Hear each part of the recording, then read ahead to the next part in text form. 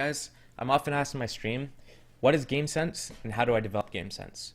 The easiest way I can explain what Gamesense is knowing what's about to happen before it actually happens. The best way to develop it is through experience. It's through experiencing every situation. If I've seen something happen 10 times, 100 times, 1,000 times, I see the same patterns, I should know by now exactly what's about to happen, what my opponent's doing before he's actually going to do it, because I've seen the same patterns, the same lead up, the same build up.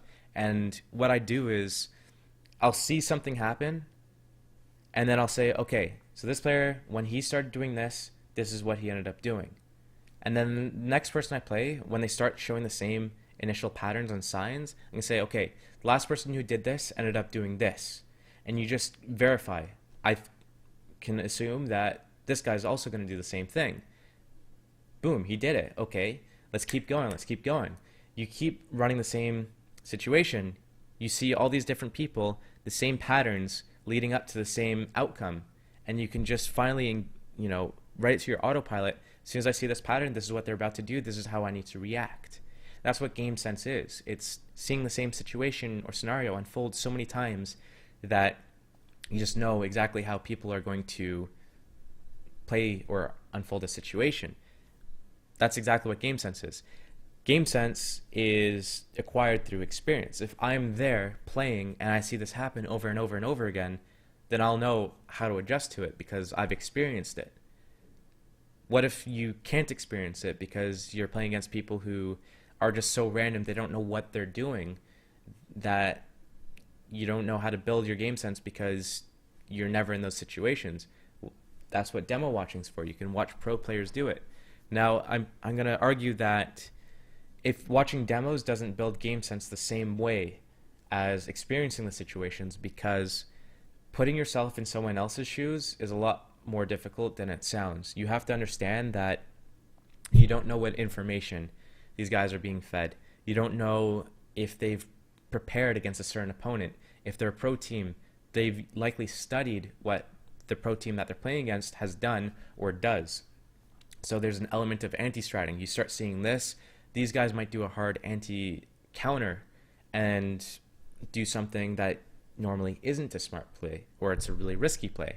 Maybe it's something like there's so much ambient noise at the LAN event that the pro player doesn't hear something that you at home watching a demo do hear, and you might not understand why the pro player that you're watching decided to do a certain play because it seems dumb or out of the ordinary to do if you've heard what's happening, with the footsteps and gunfire. Maybe the pro player couldn't actually hear that and is doing it based off of instinct or experience, or maybe they didn't hear something, so they thought an area was clear and they pushed in and they got really lucky with timing. You don't know all the variables that happen if you're putting yourself in someone else's shoes. That's why it's best to experience it yourself. But you need to just understand that if you see something happen, look at all the patterns and lead ups to that final outcome, and you say, okay, I saw this happen. The next time I start seeing the same pattern happening, I'm going to verify it to see. I'm going to say, okay, this is what this guy did last time. Let's see if this guy does the same thing. If this new guy does the same thing as the other guy, you keep going and doing that same cycle. You just keep verifying, okay, I saw this when this guy did this, he's ended up doing this. I'm going to look out for it. Oh, bam, yeah, he did that. Okay.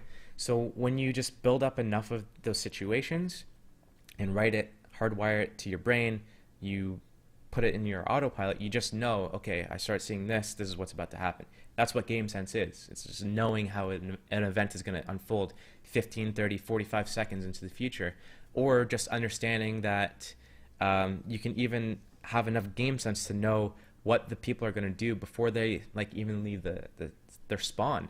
They could be in freeze time buying guns, and you'll just know, okay, when they're low money, they're going to do this. This is what people do when they're low on money.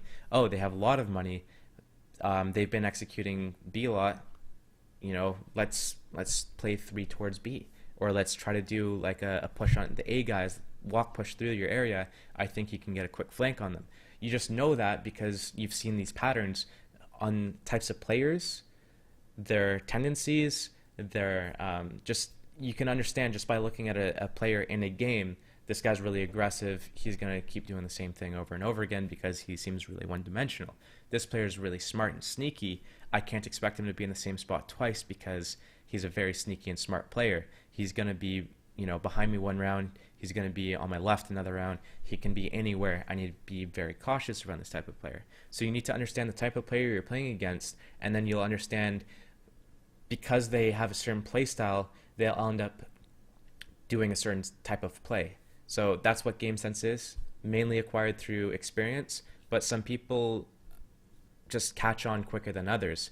Some people spend more time analyzing situations more than others, and some people are in more productive environments where you're playing scrimmages or league games instead of matchmaking or casual or pugging, where players just do whatever they want whenever they want and there's no real pattern to it. It's just completely random, where you're not going to acquire much game sense at all because what they do just doesn't make sense. Like they could be running in doing 360 backflips with an op no scoping and they kill you. That doesn't make sense. That'll happen, once every 100 games maybe. So you need to get these patterns in productive environments where you can safely assume, like, okay, we're in this environment, these guys are probably playing semi-seriously, this is what I can expect from them in this situation. Anyways, I hope this video helped. If it did, remember to subscribe. Peace.